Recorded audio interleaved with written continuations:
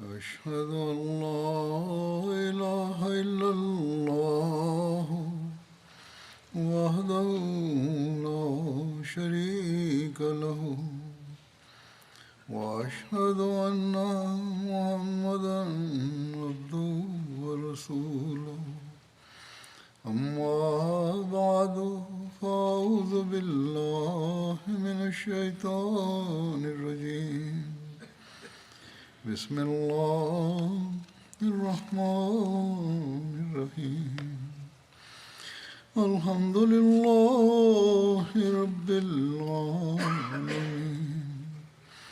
الرحمن الرحيم مالك يوم الدين إياك نعبد وإياك نستعين اهدنا الصراط المستقيم صراط الذين أنعمت عليهم غير المغضوب عليهم ولا الضالين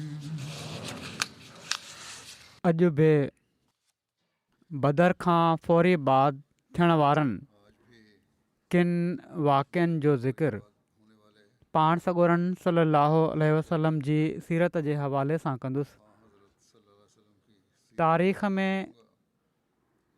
पाण सॻोरन सल्लल्लाहु अलैहि वसल्लम जे ॼाटे अबुल आस जे इस्लाम क़बूल करण जो वाक़ियो हीअं दर्जा त पाण सॻोरन सल्लल्लाहु अलैहि वसल्लम जमादुल उला 6 हिजरी में ज़ैद बिन हारसा जी कमान में हिकिड़ो सरिया ईस जॻह ॾांहुं रवानो फ़रमायो। ईस मदीने खां 4 ॾींहंनि जी मुसाफ़त ते आहे। हीअ ॾींहंनि जी मुसाफ़त जो जॾहिं ज़िक्र थींदो आहे त तारीख़दान हीअ चवनि था त हिकिड़े ॾींहं जी मुसाफ़त 12 मील हूंदी आहे। अहिड़ी तरह हीअ जॻह 48 मीलनि जे मुफ़ासिले ते मौजूदु हुई। हिन सरिया जो कुझु तफ़सील हीअ आहे त पाण सॻोरन सल्लल्लाहु अलैहि वसल्लम जमादुल उला 6 हिजरी में ज़ैद बिन हारसा खे 70 असहाबनि जी कमान में मदीने मां रवानो फ़रमायो। इन मुहिम जो ही सबबु लिखियलु आहे त रसूलुल्लाह सल्लल्लाहु अलैहि वसल्लम खे हीअ ख़बर मिली हुई त शाम तरफ़ां मके जे कुरैश जो हिकिड़ो क़ाफ़िलो अचे पियो थो त पाण इन दस्ते खे रवानो फ़रमायाऊं ऐं उहो जेको क़ाफ़िलो हुयो वापारी सामान उन्हनि जो मक़सदु हीअ हुयो त इन जी कमाई मां पोइ मुसलमाननि ते हमिलो कयो वञे ऐं जंग कई वञे। बहरहाल उन्हनि इन खे रोके वरितो ऐं उन्हनि जो साज़ सामान कब्ज़े में वठी वरिताऊं। कुझु क़ैदी बि पकड़ियाऊं। इन्हनि क़ैदियुनि में अबुल आस बि गिरफ़्तार थिया हुआ। सीरत ख़ातमुन नबीयीन में हज़रत मिर्ज़ा बशीर अहमद साहब इन खे हीअं लिखियो आहे त इन्हनि क़ैदियुनि में जेको ईस पासे सरिया में पकड़िया विया अबुल आस बिन रबी बि हुआ जेके हज़रत मोहम्मद मुस्तफ़ा सल्लल्लाहु अलैहि वसल्लम जा ॼाटा हुआ ऐं हज़रत ख़दीजा मरहूमा जे वेझनि माइटनि मां हुआ। इन खां अॻु हू बदर वारी जंग में बि क़ैद थी आया हुआ पर उन वक़्तु पाण सॻोरन सल्लल्लाहु अलैहि वसल्लम उन्हनि खे इन शर्त ते छॾे ॾिनो हुयो त हू मके पहुची हुज़ूर जी साहिबज़ादी हज़रत ज़ैनब खे मदीने मोकिले छॾनि।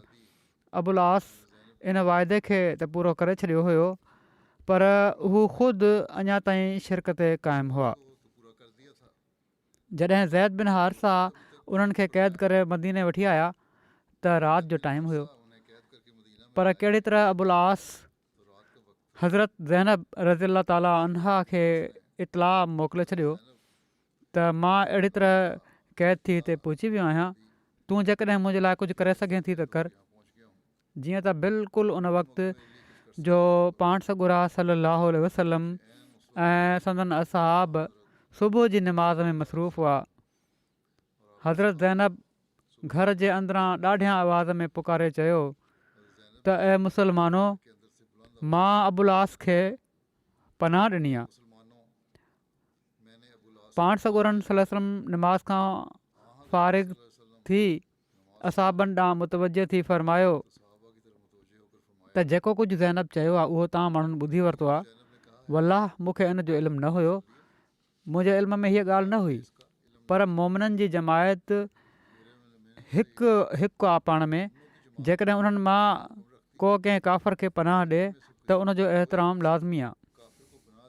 पोइ पाण सॻोरनि सलाहु वसलम हज़रत ज़ैनब ॾांहुं मुतवजो थी करे फ़रमायो, जंहिंखे तूं पनाह ॾिनी आहे उनखे असां बि पनाह ॾियूं था, ऐं जेको माल इन मुहिम में अबुलास खां हासिलु थियो हुयो उहो उनखे मोटाए ॾिनऊं।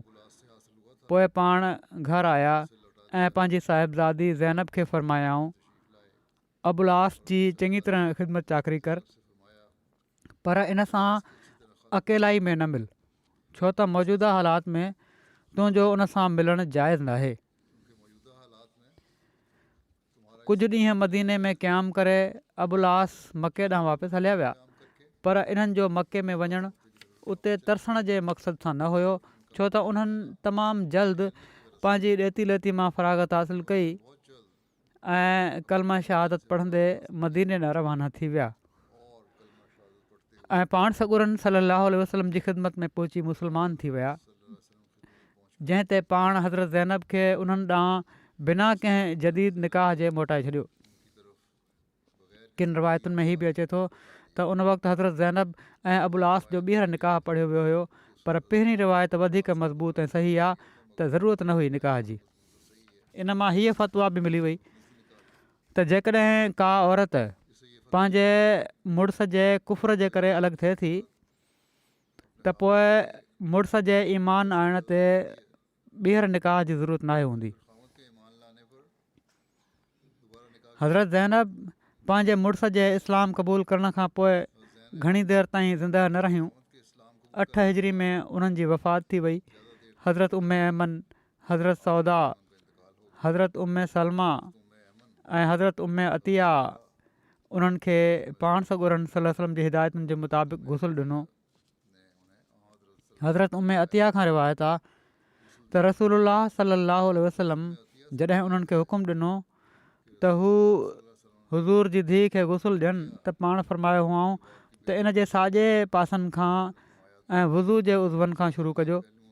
हिकिड़ी ॿी रिवायत में इन जो तफ़सील हीअं मिले थो त हज़रत उम्मे अतिया बयानु कनि थियूं त जॾहिं रसूलुल्लाह सल्लल्लाहु अलैहि वसल्लम जी धीउ ज़ैनब फ़ौत थियूं त रसूलुल्लाह सल्लल्लाहु अलैहि वसल्लम असांखे फ़रमायो, इन खे ताक़ माना त 3 या 5 दफ़ा गुसुल ॾिजो ऐं 5 भेरे काफ़ूर विझिजो या फ़रमायूं कुझु काफ़ूर विझिजो। जॾहिं तव्हां हिननि खे गुसुल ॾेई बीहो त मूंखे ॿुधाइजो। हू चवनि थियूं असां हुज़ूर खे इतलाह ॾिनोसीं। पाण असांखे पंहिंजो चेल ते ॿधण वारो कपिड़ो अता फ़रमायाऊं ऐं फ़रमायाऊं इन सां इन जो शिआर बणाए छॾिजो। कपिड़ो जेको चेल ते ॿधंदा आहिनि उहो ॾिनऊं। शिआर उहो कपिड़ो आहे जेको बदन सां लॻल हूंदो आहे। उनखां पोइ पाण सॻोरनि सल्लल्लाहु अलैहि वसल्लम जनाज़े जी निमाज़ पढ़ाई, पाण क़बर में लथा ऐं पंहिंजी साहिबज़ादी खे मिटीअ जे हवाले कयऊं। हज़रत ज़ैनब औलाद में 2 ॿार छॾिया, अली ऐं उमामा। हिकिड़ी रिवायत जे मुताबिक़ अली नंढपण में ई फ़ौत थी विया, जॾहिं त ॿी रिवायत जे मुताबिक़ जवानी जी उमिरि ते पहुता। इब्न असाकर लिखियो आहे त यरमूक जे मार्के में उन्हनि शहादत माणी। फ़तह मक्का में ई पाण सॻोरनि सल्लल्लाहु अलैहि वसल्लम जे पुठियां सुवार हुआ। हज़रत उम्मे उमामा जे बारे में अचे थो त हज़रत फ़ातिमा जी वफ़ात खां पोइ हज़रत अली उन्हनि सां निकाह करे वरितो हो। हज़रत अबुल आस जो तिजारती कारोबार मके में हुयो, तंहिं करे हू मदीने में क़याम न पिया करे सघनि। जीअं त इस्लाम क़बूल करण खां पोइ हू पाण सॻोरनि सल्लल्लाहु अलैहि वसल्लम खां इजाज़त वठी वरी मके मोटी आया। मके में क़याम जे करे उन्हनि खे ग़ज़वात में शिरकत जो मौक़ो न मिली सघियो। सिर्फ़ु हिकिड़े सरिया में जेको 10 हिजरी में हज़रत अली जी अॻुवाणी में मोकिलियो वियो हुयो उन में शरीक थिया। हज़रत अली यमन मां वापसी ते उन्हनि खे यमन जो आमिल बणायो हुयो। हज़रत ज़ैनब जी वफ़ात खां पोइ अबुल आस बि घणो वक़्तु ज़िंदा न रहिया ऐं 12 हिजरी में हू फ़ौत थी विया।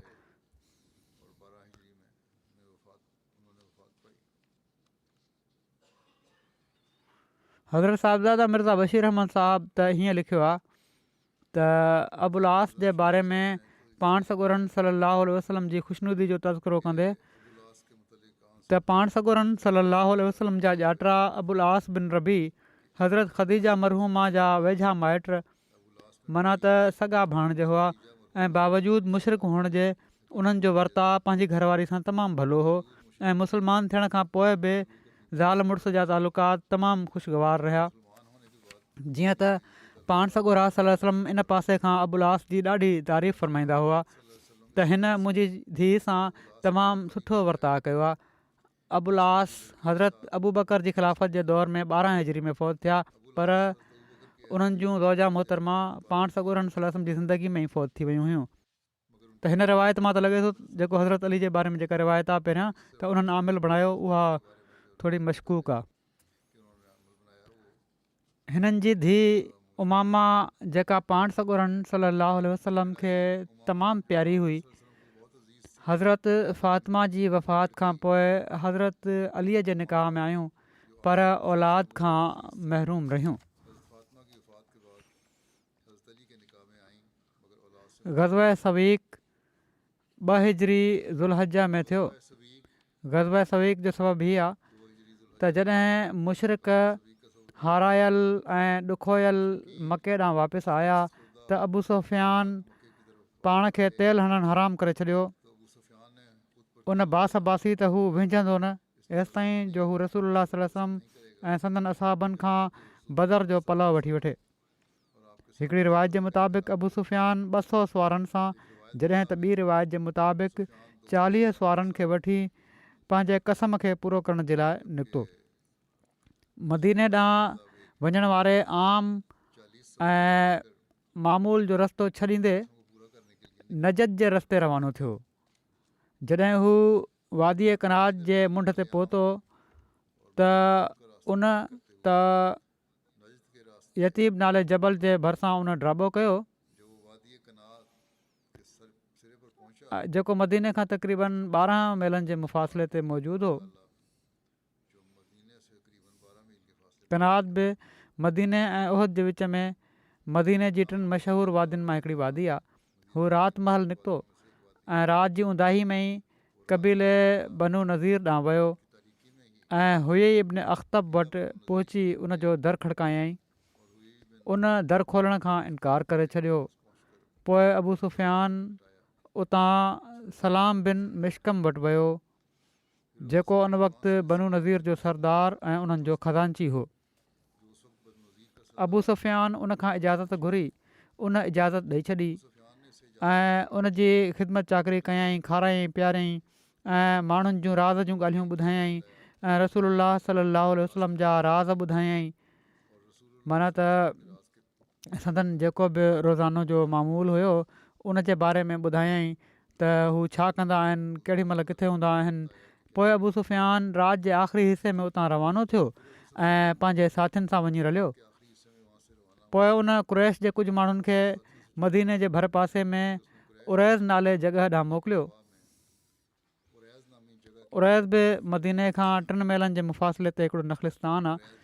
उन्हनि उते खजनि जा केतिरा ई वण जॻह आहिनि, उन्हनि जा झुगिटा साड़े छॾिया ऐं हिकिड़े अंसारी शख़्स ऐं उनजे हलीफ़ खे क़तलु करे छॾियऊं। हिकिड़ी रिवायत में उन अंसारी जो नालो हज़रत मोहम्मद बिन अमर बयानु थियो आहे। पोइ जॾहिं अबू सुफ़ियान सम्झो त उनजो कसम पूरो थी चुको आहे, नुक़सानु जेको पहुचाए छॾियईं उन कुझु न कुझु पलउ वरितो आहे, इंतकाम जी बाहि कुझु थधी थी त हू पंहिंजो लश्कर वठी मके ॾांहुं रवानो थी वियो। हीअ बि चयो वञे थो त अबू सुफ़ियान हीउ कमु उन वक़्तु सर अंजाम ॾिनो जंहिं राति हू सलाम बिन मिशकम सां मिली वापसि आयो हो। बहरहाल जॾहिं माण्हुनि खे इन ॻाल्हि जी ख़बर पई त रसूलुल्लाह सल्लल्लाहु अलैहि वसल्लम मदीने में हज़रत अबू लुबाबा बशीर बिन अब्दुल मुंज़िर खे पंहिंजो नाइब मुक़ररु फ़रमायो ऐं हिजरत जे 22 महीने 5 ज़ुल्हज ते आचर जे ॾींहुं मुहाजिरनि ऐं अंसार मां 200 असहाबनि खे साण वठी उन्हनि जे ताक़ुब में निकिता एसि ताईं जो पाण करकरतुल कुदर पहुची विया।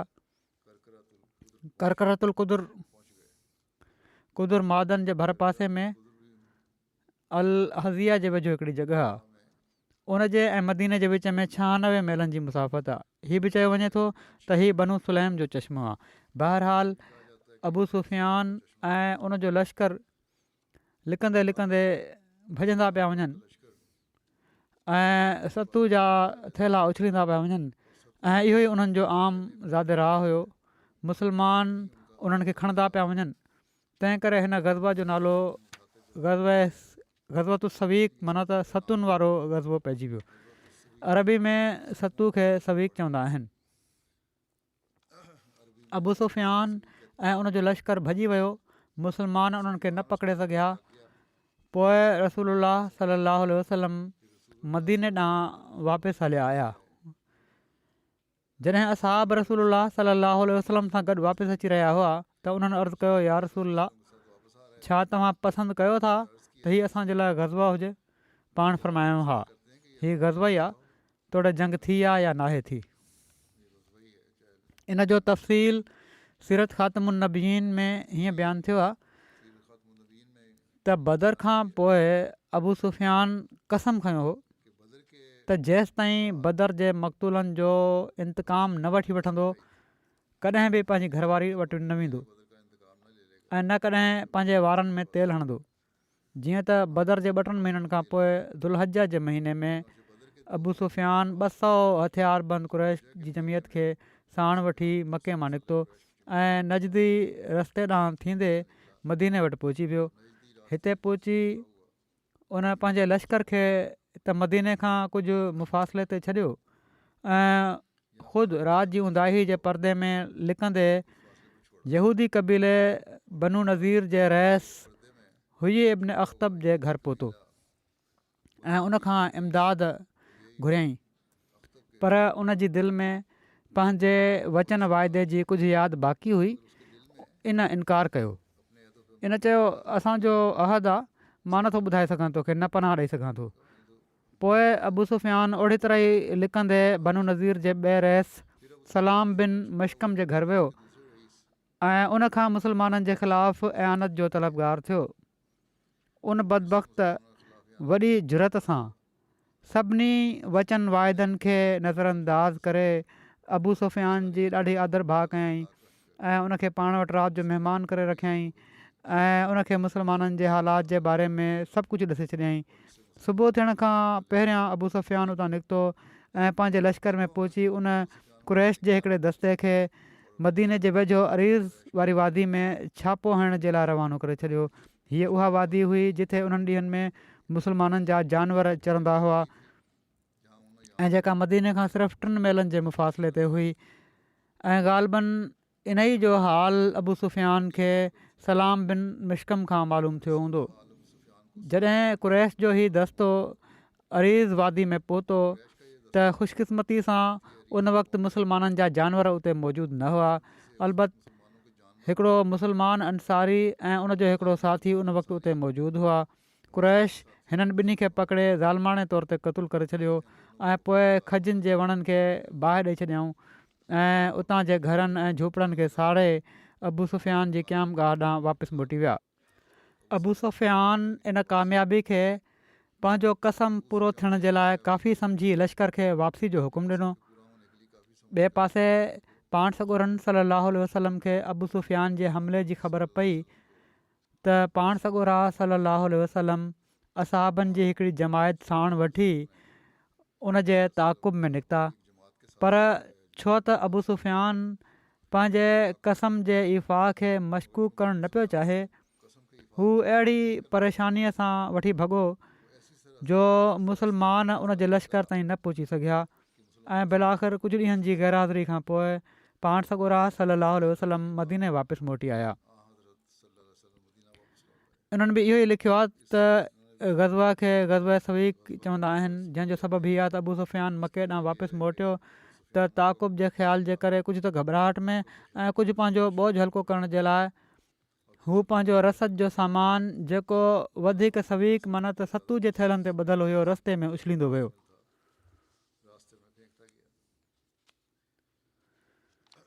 ग़ज़वा सवीक जे बारे में अचे थो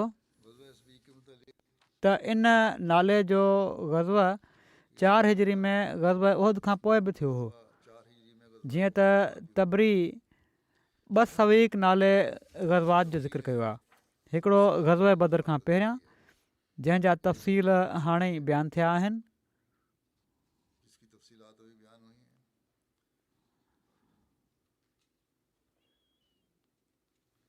हीअ ग़ालिबन ग़ज़व उहद हूंदो जंहिंजा तफ़सील बयानु थिया आहिनि, ऐं ॿियो ग़ज़व उहद खां बाद।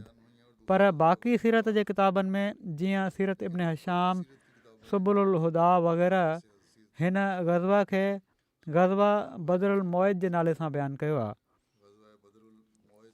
हिन ग़ज़व जो बि तफ़सील थोरो बयानु करे थो छॾियां।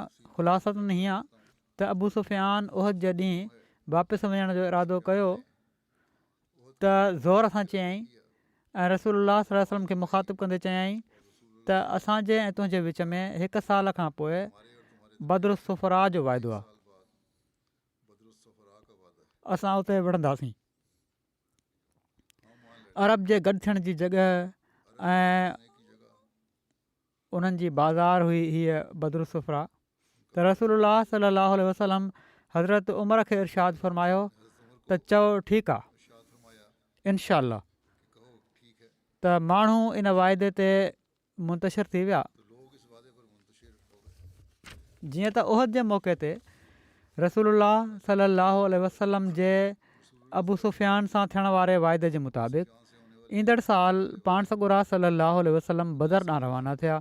उते पहुची अबू सुफ़ियान जे इंतज़ार में पाण सॻुरनि सल्लल्लाहु अलैहि वसल्लम 8 रातियूं क़याम फ़रमायो। अबू सुफ़ियान मके वारनि सां गॾु मर ज़हरान जे भर पासे में मजन्ना अची तरसियो। मजन्ना बि मके खां कुझु मेलनि ते मर ज़हरान में जबल उल असवर जे वेझो हिकिड़ो शहरु आहे। इन खां पोइ हू ख़ुश्क साली जो बहानो बणाए पंहिंजे साथियुनि खे वठी वापसि हलियो वियो। ज़रूरत न थी अॻिते अचण जी। मके वारा इन फ़ौज खे जैश सवीक चवणु लॻा, छो त हीअ सतू पीअंदे विया हुआ।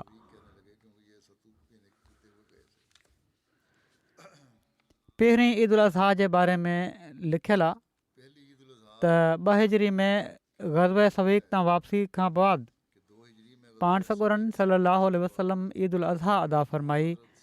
हीअ मुस्लमाननि जी पहिरीं ईद उल अज़हा हुई। ज़ुल्हज जी 10 तारीख़ ते पाण सॻुरा सल्लल्लाहु अलैहि वसल्लम पंहिंजे असहाब सां गॾु मदीने खां ॿाहिरि विया। बाजमायत निमाज़ अदा फ़रमायाऊं ऐं उते ई पंहिंजे दस्ते मुबारक सां क़ुर्बानी बि कयाऊं।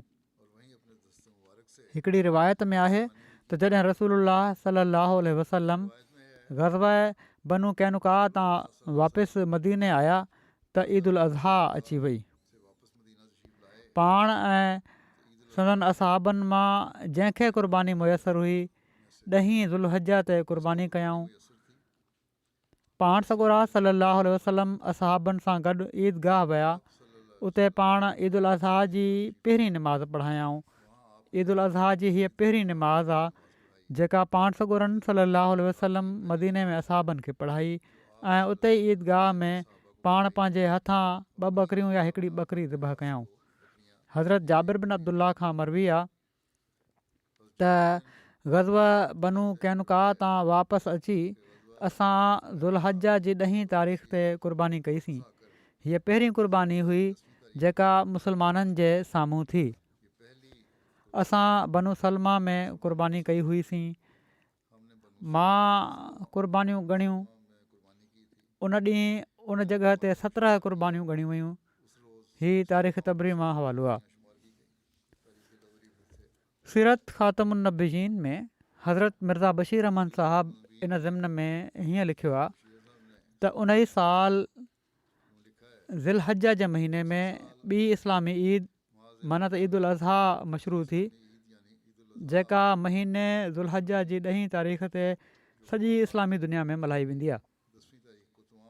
इन ईद में नमाज़ खां अलावा जेका हर सचे मुस्लमान जी हक़ीक़ी ईद आहे, हर ज़ी इस्तात मुस्लमान जे लाइ वाजिबु हूंदो आहे त पंहिंजे तरफ़ां को चौपायो जानवर क़ुर्बान करे उन जो गोश्त पंहिंजनि मिटनि माइटनि ऐं दोस्तनि ऐं पाड़ेसियुनि ऐं ॿियनि माण्हुनि में विरहाए ऐं पाण बि खाए। हज़रत मिर्ज़ा बशीर अहमद साहिबु थोरो तफ़सील इन लाइ लिखी छॾींदा आहिनि त जीअं बुनियादी मसालनि जो बि पतो लॻंदो रहे विच में।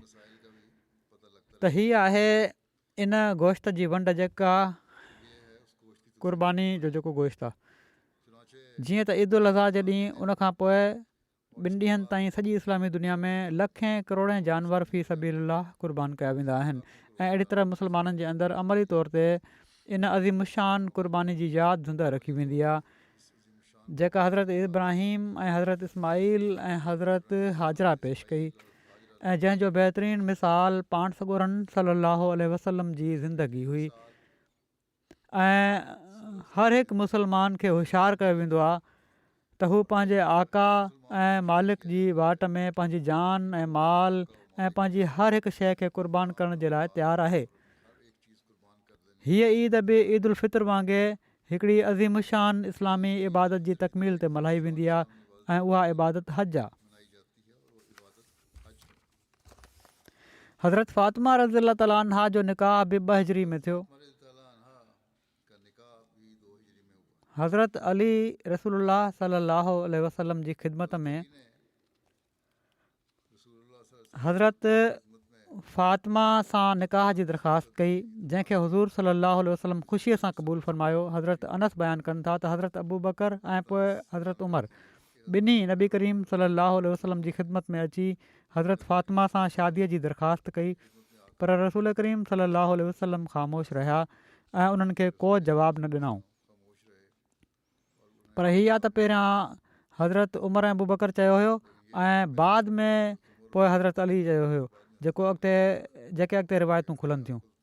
बहरहाल हज़रत अली बयानु कनि था त मां पाण सॻोरन सलाहु वसलम जी ख़िदमत में हाज़िर थियुसि ऐं अर्ज़ु कयुमि त तव्हां हज़रत फ़ातिमा जी शादी मूंसां कंदव। पाण फरमायाऊं त छा तो वटि महर जे लाइ कुझु आहे? मूं अर्ज़ु कयो त मुंहिंजो घोड़ो ऐं मुंहिंजी ज़िरह। पाण फरमायाऊं त घोड़ो त तुंहिंजे लाइ ज़रूरी आहे पर ज़िरह खे तूं विकिणी छॾ। जीअं त मां पंहिंजी ज़िरह खे 480 दिरहम में विकिणी हक़ महर जी रक़म जो इंतज़ामु कयो। हिकिड़ी रिवायत में हीअ आहे त हज़रत अली ज़िरह हज़रत उस्मान खे विकिणी ऐं हज़रत उस्मान ज़िरह जी क़ीमत बि ॾेई छॾी ऐं ज़िरह बि वापसि करे छॾी। हज़रत अली चवनि था त मां उहा रक़म खणी आयुसि ऐं नबी करीम सल्लल्लाहु अलैहि वसल्लम जी झोली में रखी छॾियमि। पाण सॻोरन सल्लल्लाहु अलैहि वसल्लम उन मां मुठ खनि बिलाल खे ॾींदे फ़रमायो त इन मां कुझु ख़ुशबू ख़रीद करे अचु ऐं कुझु माण्हुनि खे इरशाद फ़रमायाऊं त हज़रत फ़ातिमा जो ॾाज तयारु कयो। जीअं त हज़रत फ़ातिमा जे लाइ हिकिड़ी खट चम जो हिकिड़ो विहाणो जंहिंमें खजूर जी खल भरियल हुई हीअ सभु तयारु कयो वियो। हीअ आहे हक़ महर जो इस्तेमालु अहिड़ी तरह बि थी सघे थो। के माण्हू चवंदा आहिनि शादी थी वई त असां हक़ महर न ॾींदासीं पर उते ही मिसाल नज़र अचे थो त हक़ महर मां ई ख़र्चु पूरो थियो। हिकिड़ी रिवायत में आहे त हज़रत अली सां हीउ रिश्तो करण महिल पाण फरमायाऊं मुंहिंजे रब मूंखे ईअं करण जो हुकुम फ़रमायो आहे। रुख़सती खां पोइ पाण सॻोरन सलाहु वसलम हज़रत अलीअ खे फ़रमायो त जॾहिं फ़ातिमा तो वटि अचे त जेसिताईं मां न अचां का ॻाल्हि न कजांइ। जीअं त हज़रत फ़ातिमा हज़रत उमैमन सां गॾु आहियूं ऐं घर जे हिकिड़े हिसे में वेही रहियूं। मां बि हिकु पासे वेही रहियुसि।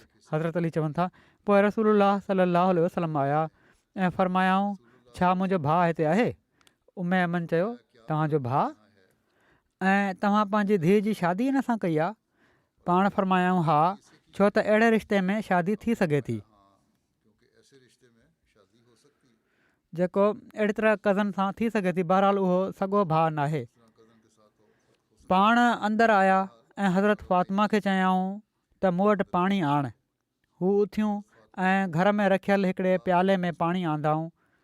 पाण उहो पाणी वात में विधाऊं ऐं पोइ वात में कुझु देरि रखे ॿीहर प्याले में विझी छॾियऊं।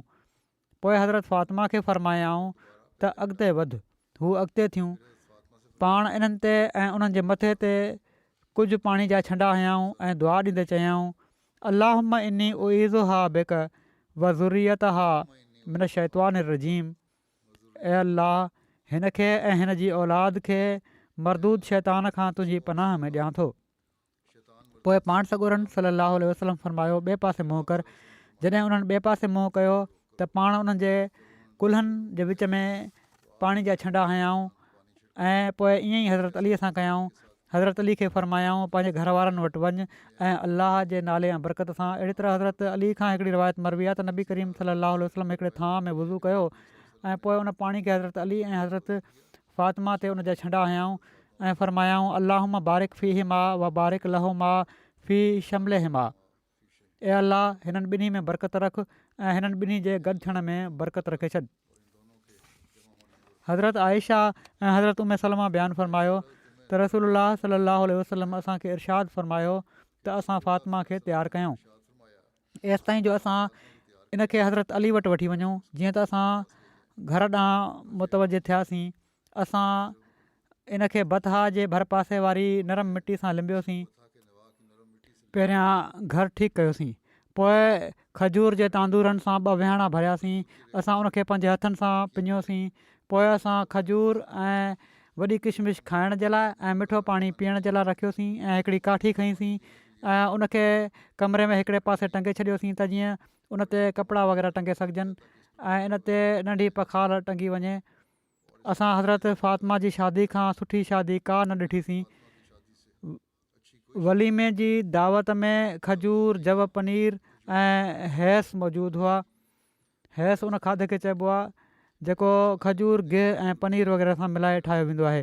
हज़रत अस्मा बिनत उमैस बयानु कनि थियूं त उन ज़माने में इन वलीमे जी दावत खां बहितर को वलीमो न थियो।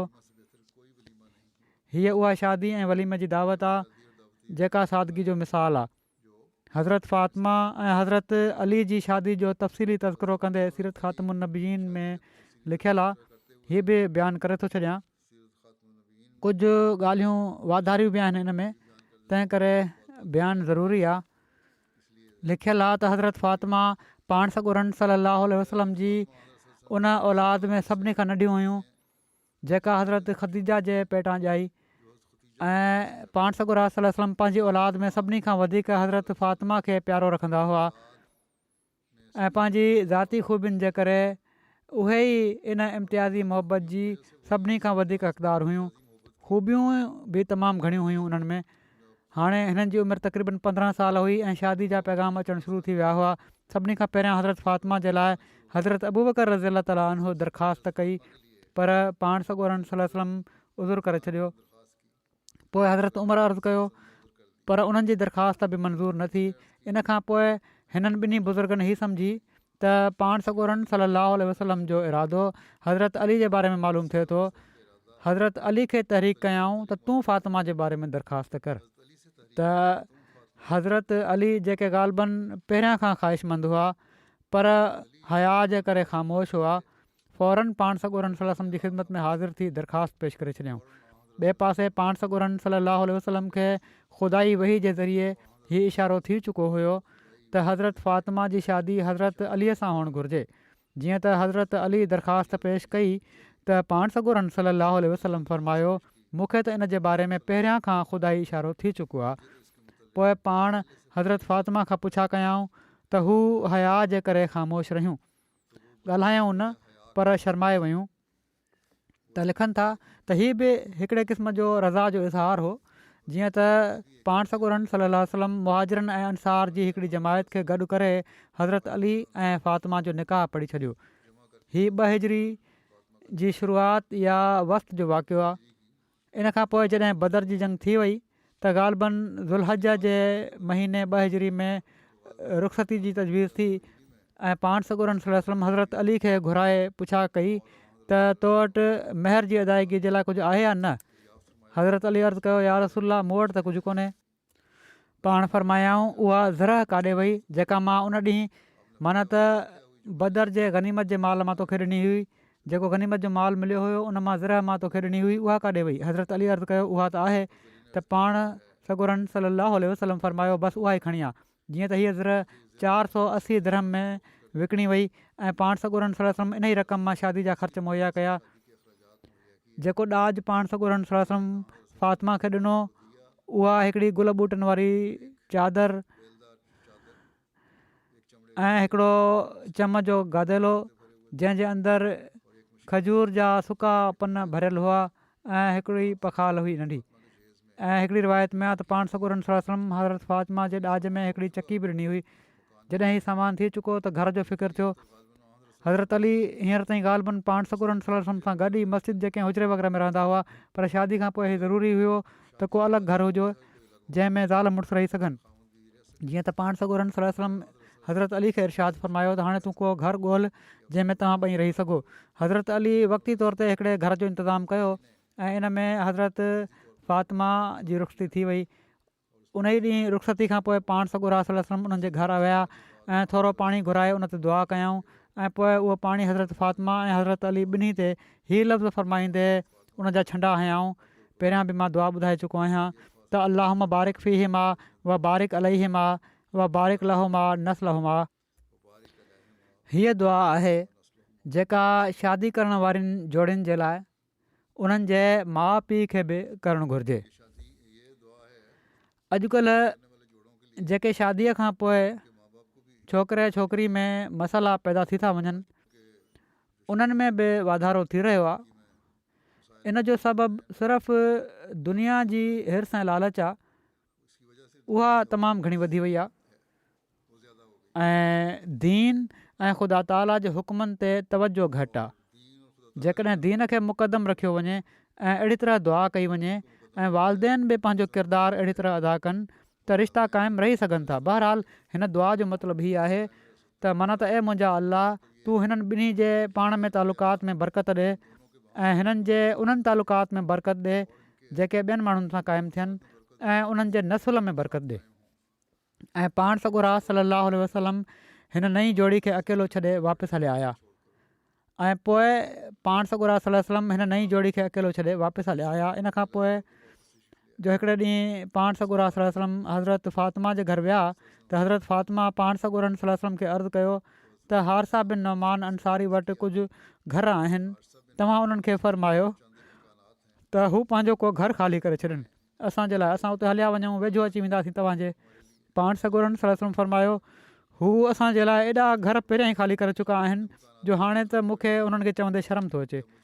हारसा खे कहिड़ी तरह इन जी ख़बर पइजी वई त हू डोड़ंदा आया ऐं पाण सॻुरनि सलाहु वसल्लम खे अर्ज़ु कयऊं त या रसूल अल्लाह, मुंहिंजो जेको कुझु आहे उहो हज़ूर जो आहे ऐं वल्लाह जेका शइ तव्हां मूंखां क़बूलु फ़रमाए वठंदा आहियो उहा मूंखे वधीक ख़ुशी पहुचाईंदी आहे उन शइ जी भेट में जेका मूं वटि रहंदी आहे। ऐं पोइ हिन ई मुख़लिस असाबी ज़ोर भरे पंहिंजो हिकिड़ो घरु ख़ाली करे पेश करे छॾियो ऐं हज़रत अली ऐं फ़ातिमा उते अची विया। हज़रत अली ऐं हज़रत फ़ातिमा पंहिंजी तंगदस्ती ऐं ग़ुरबत जे बावजूदु ज़ुहद क़नात जो नमूनो ॾेखारींदा हुआ। जीअं त हदीसुनि में ज़िक्र आहे त हज़रत अलीअ बयानु फ़रमायो त हज़रत फ़ातिमा झंडि हलाइण जे करे पंहिंजे हथ में तकलीफ़ जी शिकायत कई ऐं नबी करीम सल्लल्लाहु अलैहि वसल्लम वटि कुझु कैदी आया त हू हज़ूर सल्लल्लाहु अलैहि वसल्लम ॾांहुं वयूं ऐं ॾिठूं त हज़ूर घरु कोन्हनि। पाण हज़रत आयशा सां मिलियूं ऐं उन्हनि खे ॿुधायऊं त मां छा लाइ आई हुअसि।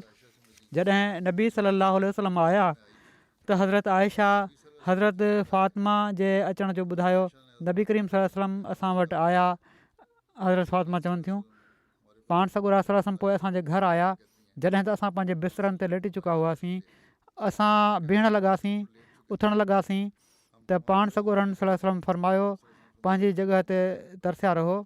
पोइ पाण सॻुरा सल्लल्लाहु अलैहि वसल्लम असांजे विच में वेही रहिया एसि ताईं जो मां हज़ूर जे क़दमनि जो थधिकार पंहिंजे सीने ते महसूसु कयो। पाण फ़रमायूं छा मां तव्हां ॿिन्ही खे इन खां बहितर ॻाल्हि न ॿुधायां जेको तव्हां घुरियो आहे, ऐं उहा हीअ आहे त जॾहिं तव्हां ॿई पंहिंजे बिस्तरनि ते लेटो त 34 भेरा अलाह अकबर चओ, 33 दफ़ा सुभान अल्लाह चओ ऐं 33 दफ़ा अल्हम्दुलिल्लाह चओ।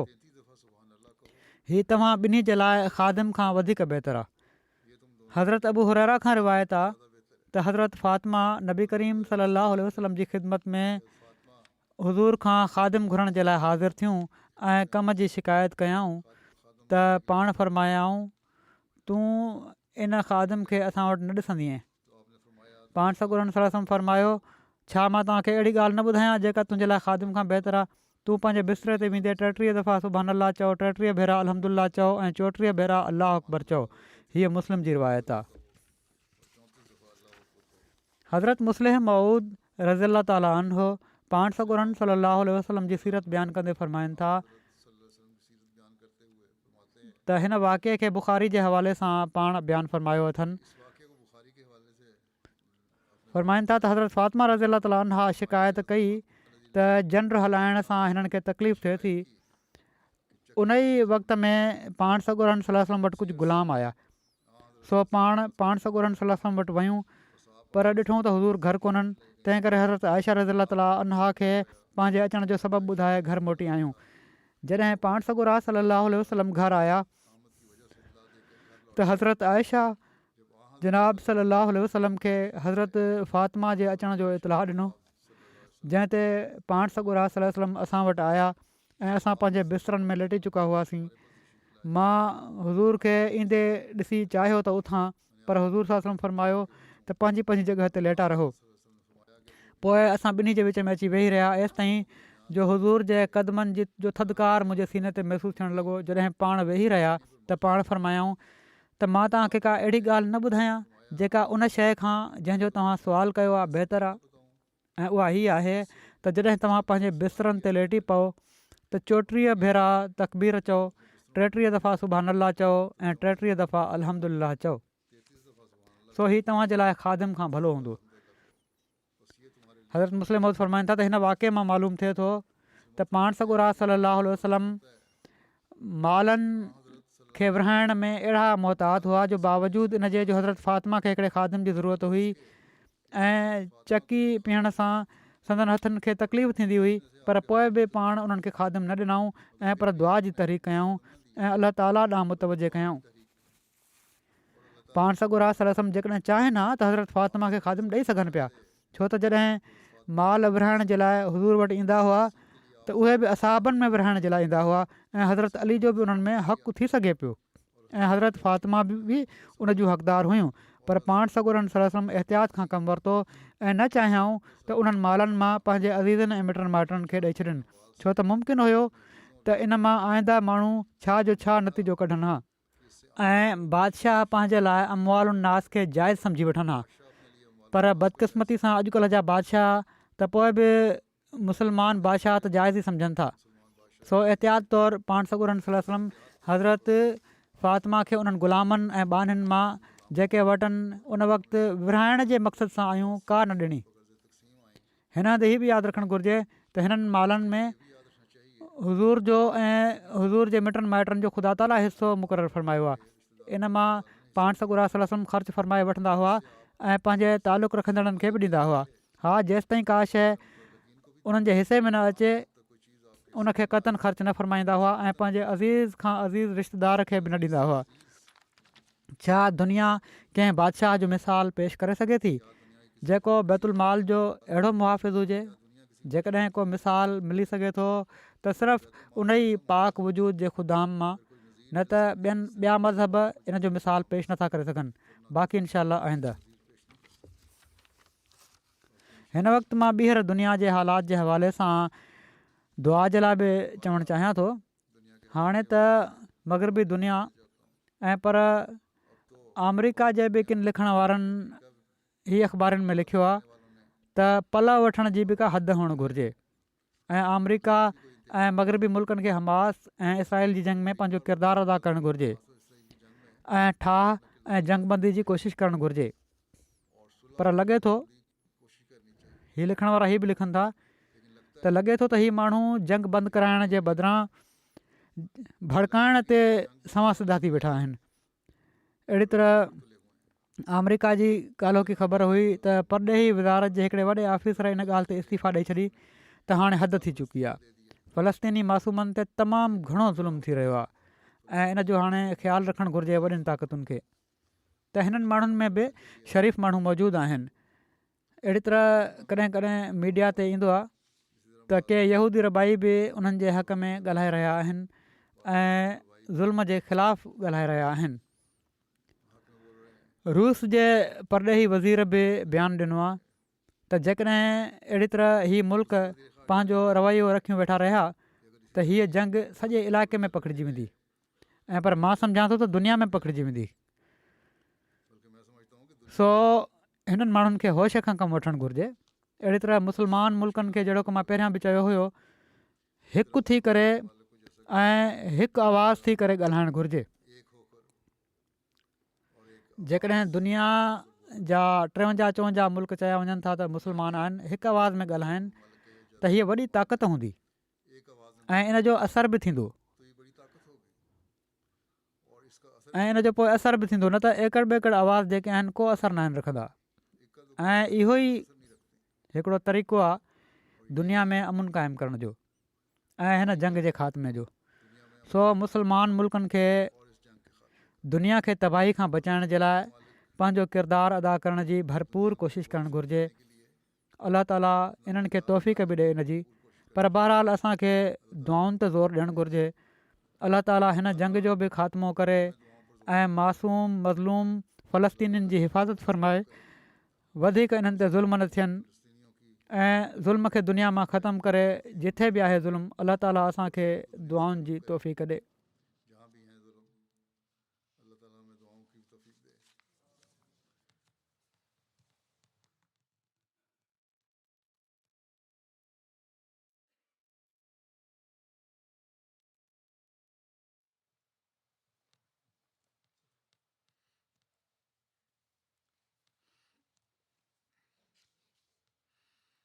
الحمد لله نحمده ونستعينه ونستغفره ونؤمن به ونتوكل عليه ونعوذ بالله من شرور أنفسنا ومن سيئات أعمالنا من يهده الله فلا مضل له ومن يضلل فلا هادي له ونشهد أن لا إله إلا الله ونشهد أن محمدا عبده ورسوله عباد الله رحمكم الله إن الله يأمر بالعدل والإحسان وإيتاء ذي القربى وينهى عن الفحشاء والمنكر والبغي يعظكم لعلكم تذكرون اذكروا الله يذكركم وادعوه يستجب لكم ولذكر الله أكبر.